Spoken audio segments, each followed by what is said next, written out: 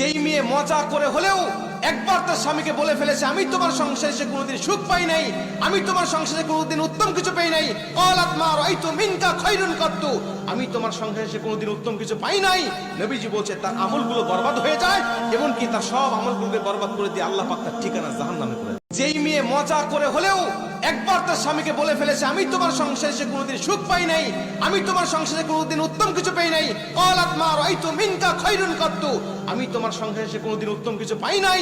নবীজি বলছে তার আমলগুলো বরবাদ হয়ে যায়, এমনকি তার সব আমলগুলোকে বরবাদ করে দিয়ে আল্লাহ পাক তার ঠিকানা জাহান্নামে করে দেয়। যেই মেয়ে মজা করে হলেও একবার তার স্বামীকে বলে ফেলেছে, আমি তোমার সংসারে সে কোনোদিন সুখ পাই নাই, আমি তোমার সংসারে কোনোদিন উত্তম কিছু পাই নাই, ক্বালাত মা রাআইতু মিনকা খায়রুন কাত্তু, আমি তোমার সংসারে সে কোনোদিন উত্তম কিছু পাই নাই।